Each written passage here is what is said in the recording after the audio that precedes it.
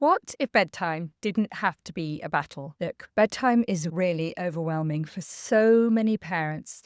They have that awful nightly cycle. One more story, endless getting up, guilt, frustration. But actually, bedtime can be a chance for calm and connecting with your child, and even, dare I say it, enjoyable. I'm going to show you how to make bedtime smoother with a few small but honestly, really powerful changes. I'm going to show you also why routine matters more than you think, because children thrive on predictability. They thrive on routine, and this tells their brain that it's time to wind down. I really recommend creating a visual schedule or timetable, pictures for things like their bath, their pajamas, their story, their cuddle, their sleep. It really helps children feel in control, and it reduces their resistance.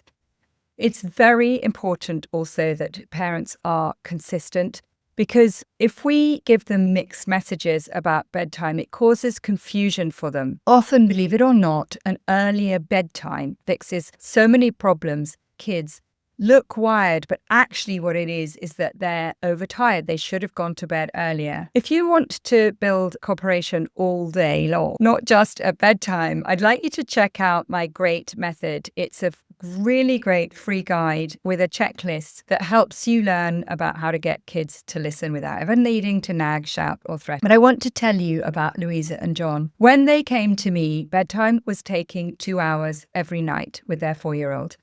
She was hopping in and out of bed. She was making demands. Mummy, you need to do this. Daddy, you need to do that. Leave me to play. Come back. I want milk. I'm hungry. They were absolutely exhausted, actually really frustrated, and they had no evening together. But what we discovered was that they were actually reacting to her chaos instead of leading her calmly. So here was my advice, that they shift bedtime 45 minutes earlier. That meant that they had to make quite a few adjustments to their schedule, but they really said it was worth it.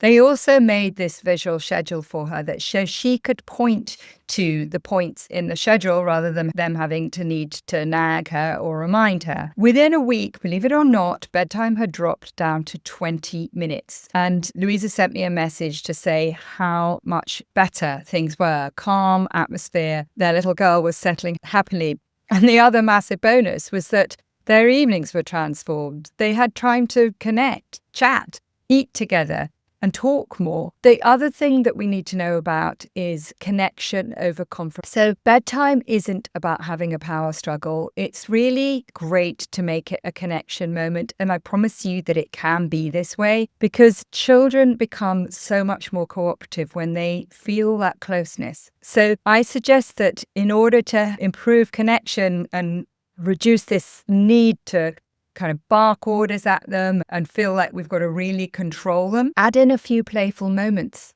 before their winding down routine. So, things like having a funny song while they're brushing their teeth, pretending that you're going to put their pajamas on rather than them, making a game between which story that they want to choose. These small moments of warmth really do help to make transitions so much smoother. So I want to just summarize what I've talked about today. 1, predictable routines will reduce your child's resistance.